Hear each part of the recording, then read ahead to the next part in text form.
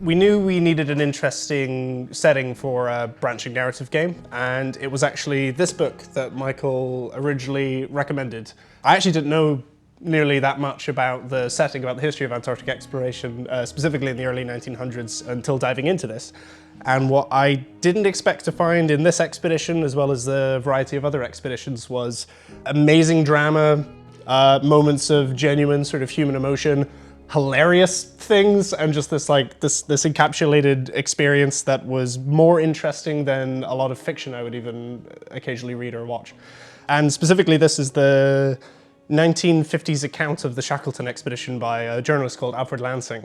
It's beautifully written. It's taking often quite dryly written sort of original personal accounts of explorers in the setting, and it manages to add really beautiful poetry, amazing pacing, and just sort of like bring you on this whole journey, start to finish. So once we started to research expeditions like this, we also started to look at a few other expeditions. So in the Shackleton expedition, famously, everyone got stuck on the ice and then everyone survived. Not all expeditions ended so well, so we tried to develop a possibility space in the narrative by looking at things going really well, things going really wrong, and then trying to figure out how do we create an interactive experience that actually puts the player in that sort of fantasy and allows them to play out the different variations. The more you research into the Antarctic kind of setting, the stranger it gets, and the truth is always stranger than fiction when it comes to the descriptions of this. Like, one of the things that originally jumped out was the descriptions of the ice and how the ice sounds. It's nuts. It's described as being like a train going across or an old woman crying as the pressures of the ship are being crushed by the ice.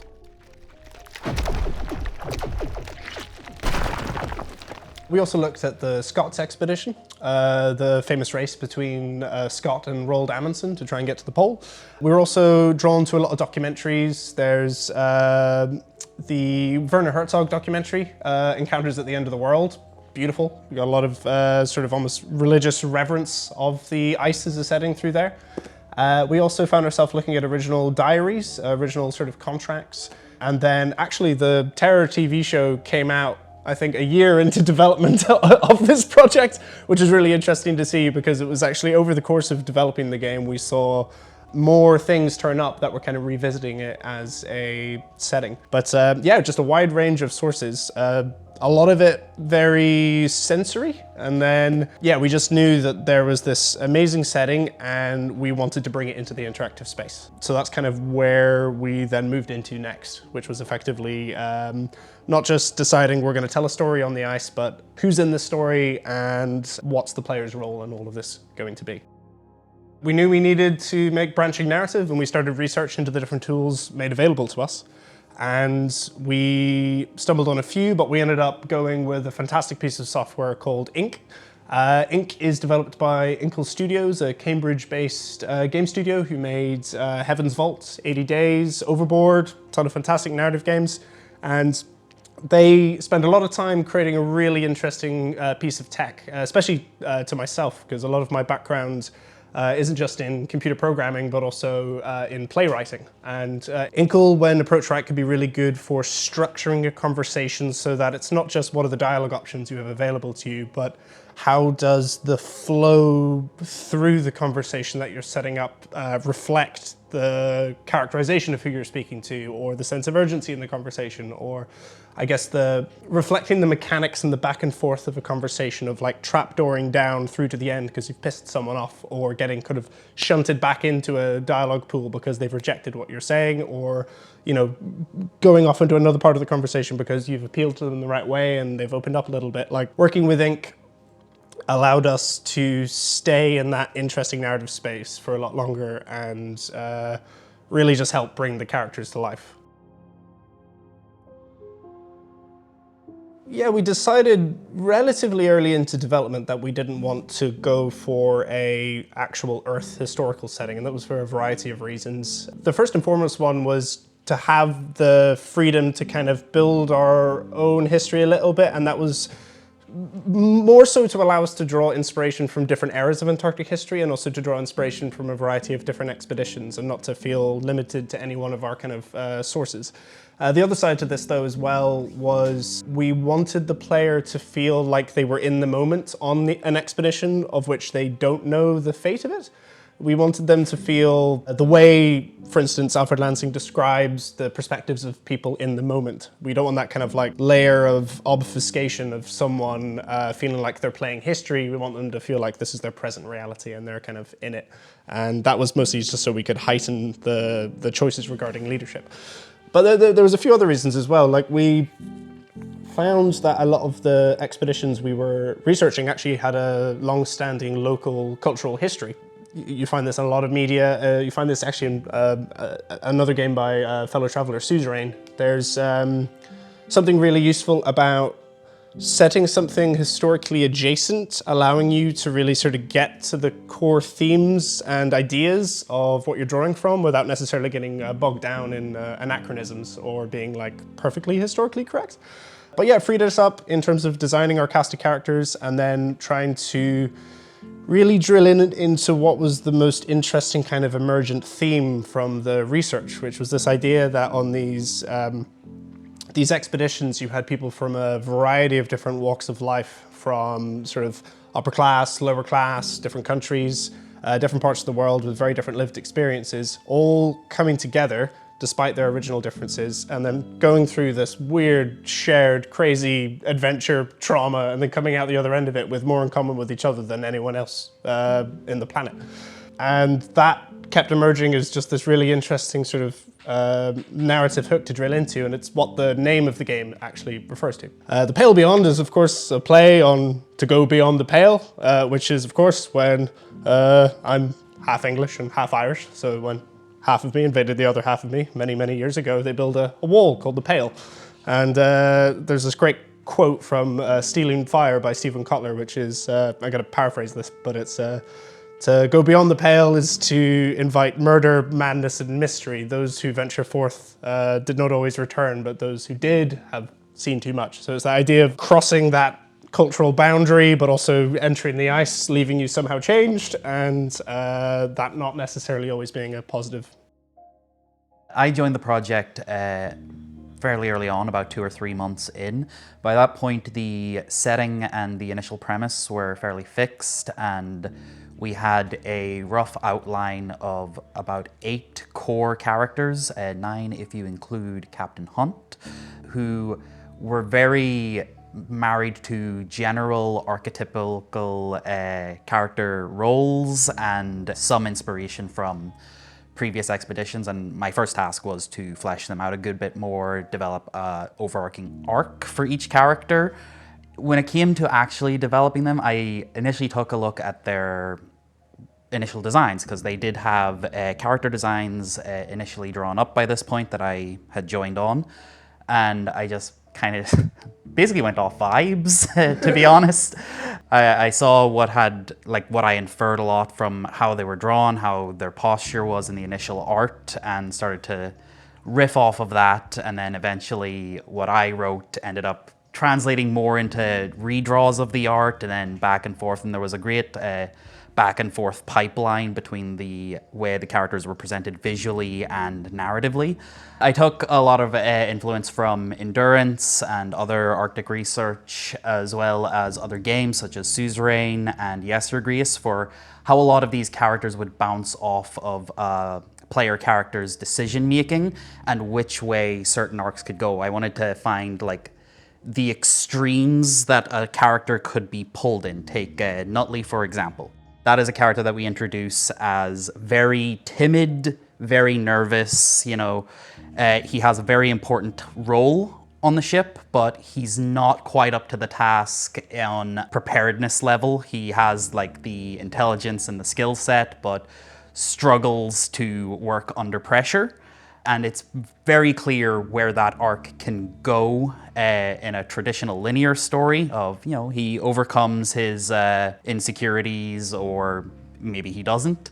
And we wanted to be able to have that push and pull from the player influence of being like, what's an interesting place that you as a player can push this character? Where can you take them through your choices?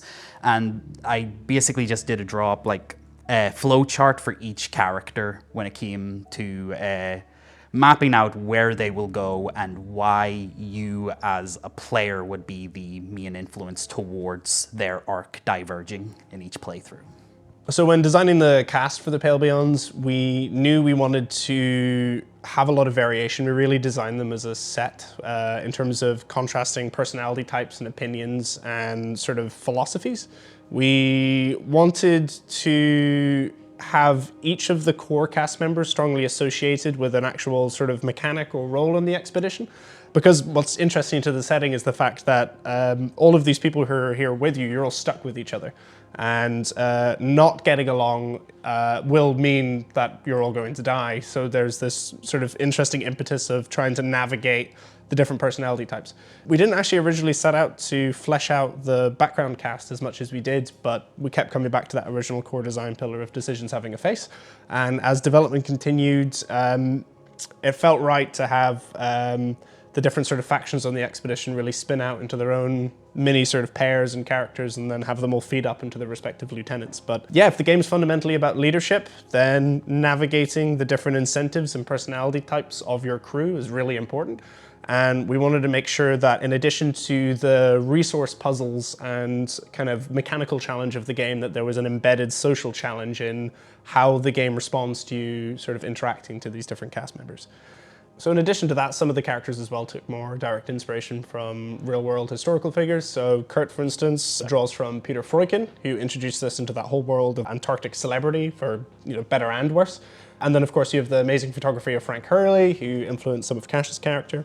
Yeah, over the course of sort of developing out the narrative, we just wanted to make sure that none of the characters felt implicitly like heroes or villains, but they just felt like different social challenges that it was your responsibility to kind of keep all together and maintain decorum.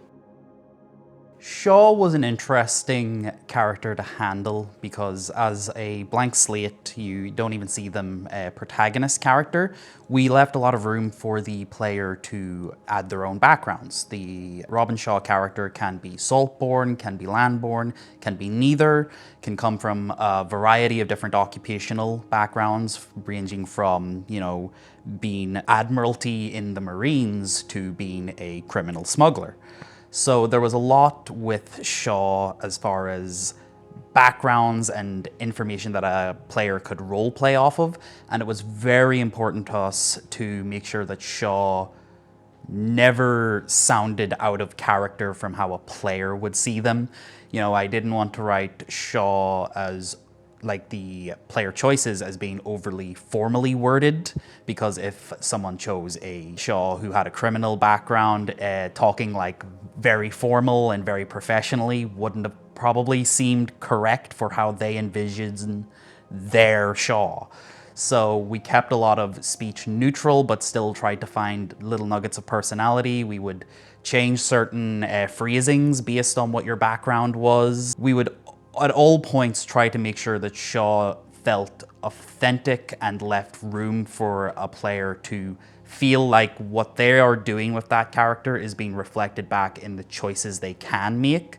So the more Shaw acted one way, choices would come up that were more in line with the way they were playing Shaw. And if they played them very professionally, more choices would start to sound more professional. If they played them very casually, more choices would start to sound very casual. We wanted Shaw to just constantly be a reflection of how the player was presenting them. It was really important to us that it felt like choices mattered to the player, but we were approaching it in a way that was sustainable for development as well. And a lot of the lessons we had to learn in writing earlier versions of the script was how to manage complexity, narrative complexity that is, and how the complexity that goes into creating the branching narrative doesn't always necessarily translate one-to-one to the complexity felt by the player. And we learned very quickly what felt better, and that was usually like diegetic character acknowledgement of decisions and mechanics. And I think the game feeling reactive and feeling like it was listening ended up mattering just as much as doing anything overtly fancy with the structure of any one individual conversation. But sometimes the answer was to actually have less writing and to let the gameplay kind of tell a bit of the story a bit more. And the other thing we learned was also the relationship between pacing and kind of player input. So when it came to the pacing of the narrative, we learned that bad pacing is fine as long as it's player-led. If the player is choosing to slow down the pace of the game or speed up the pace of the game, it feels fine because it feels like the player has sort of control. What didn't feel okay would be something going on for too long, but the player didn't really have any agency in how they were approaching this. And we found it when it came later in development and we were testing the game. We were getting wildly different sort of duration times based on reading speed and just how people chose to interface with it as well. Tone was it was probably the greatest challenge to balance in this game because obviously this is a story of disaster, of survival, of some of the most harrowing things you can actually see or experience, and all of these characters are going through it, but it's not entirely a dismal story. Depending on how the plot goes, it can be a story of like hope and triumph over difficult situations, or it could be pure grim, you know, everyone dies, just a terrible time for everyone, pure horror. It can devolve into pure horror. But when it came to the actual reality of the situation, there's a lot of temptation to constantly keep it grim and like grounded because these characters are in a ground state. But if you read a lot of the Arctic research that we did in Endurance by Alfred Lansing, you'd find that it wasn't constantly a case of, oh, this is a terrible situation we're in and we're all wallowing in it. There was a lot of human moments. There was a lot of, well, let's just get on with it, and a lot of people working off of each other in very interesting ways when put in this extreme situation together, and a lot of unexpected humor, because there is a certain humor in how people who, you know, may not get along or may get along bounce off of each other when forced into, you know, proximity with each other. And when it came to balancing the tone between dark and levity, there's always that temptation to diffuse a overly dark scene with, oh, here's a gag, here's a one-liner, a character has to say something funny just to keep things light and keep the player entertained, because we don't want this to be a, you know, miserable experience. But we really wanted to avoid that. We really wanted any kind of levity to come naturally. I think of the hubris to compare us to it, but the kind of humor that devolves in a show like The Sopranos. The Sopranos is a very dramatic, grim, dark show, but it is in a lot of ways a comedy, and all of the humor from that show comes entirely from the extremes of the characters. The situation has a strange entertainment value to it because you're watching these people who have to work together, and oftentimes they can't, and there's a struggle there, and that human emotion tends to have a bit of a humorous edge to it. In addition to the literary stuff, we took a lot of inspiration from other games when it came to not specifically the story we were telling or the setting, but how other titles approached the intersection between mechanics and narrative. I'm a really big fan of Yes, Your Grace, fantastic game, as well as a lot of the work by Lucas Pope. And I think in addition to the large quantity of writing we were doing for Pale, we wanted to make sure that the mechanics themselves were telling similar stories, and that there wasn't a huge amount of dissonance between the two. But yeah, I think setting up the resource loop and making it congruent with the narrative was a big challenge, but it's something we spent a lot of development trying to make sure it was kind of working in conjunction with each other. When it comes to the mechanics and how they married themselves into our writing, we really tried to make them just go hand in hand, and in a lot of ways it ended up being seamless. A big philosophy I took from games such as Fire Emblem, obviously very different setting, very different tone, but the idea of every unit that you use, they aren't just a faceless soldier or a faceless crew member in this case. They have a face, they have a name, they have a personality, and that feeds into the weight of the mechanic where you can lose them and then they are just gone. They are no longer just no longer available for their use. They're no longer available to be assigned. They're no longer available to be there present as a character to have these interactions that flower out over the course of the story. So taking the mechanics of you have to keep these people alive, you need to keep these people loyal to you, you need to get them all on your side, they ended up flowering out in a way where we treated the idea of these people are alive, therefore I get to see more scenes with them, I get to see them bounce off of these characters, I get to see them build bonds with these characters. I feel rewarded whenever a character eventually, over the course of 17 weeks, ends up on my side. I've finally won them over after like interaction after interaction. We wanted that to feel very rewarding. You're rewarded by the narrative along with the mechanics. So one encouraged the other and the other encouraged the other. They went hand in hand.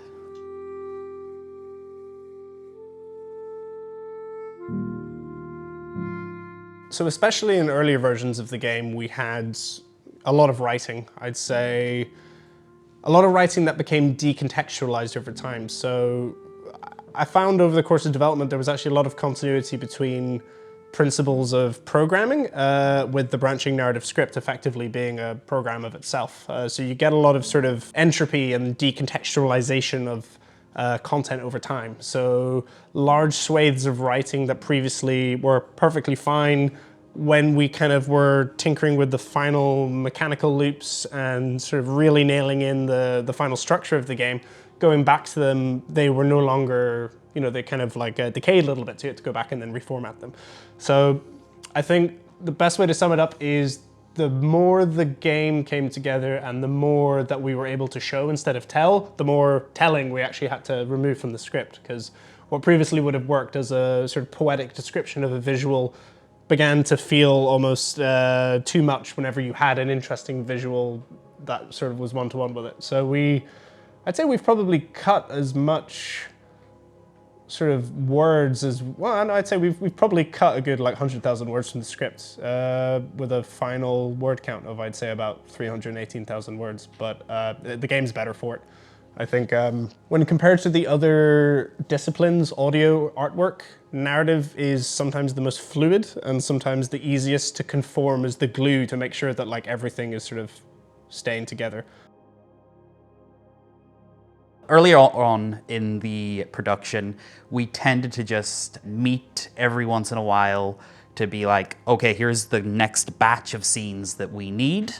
We plot them out together, and then occasionally it would be either myself or Thomas would end up fleshing out that scene themselves whenever was like convenient, whenever it worked for either of us. But the biggest thing we wanted to avoid was the feeling of, oh, hang on, I can tell this was written by two people. I didn't want there to be people playing being like, ooh, this is clearly an Eric scene. Ooh, this is clearly a Thomas scene. I would gravitate to some characters, Thomas would gravitate to others, but when it came to putting the scenes together, we would always take a second and a third look at each other's work constantly so that there's no scene in the script that hasn't been edited or drafted in some version by both of us.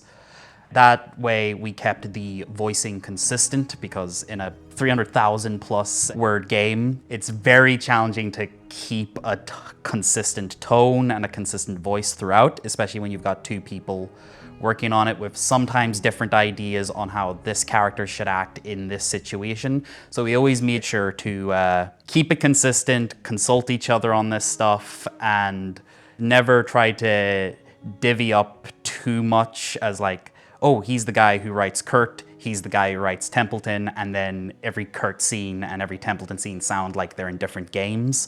No, we wanted to keep a very, very consistent voice and tone throughout. Thanks for joining us to hear about the narrative design in the Pale Beyond. We'll be joining you soon, where we're going to talk about how we designed the crew, the ship, and the artistic direction of the Pale Beyond. Cheers.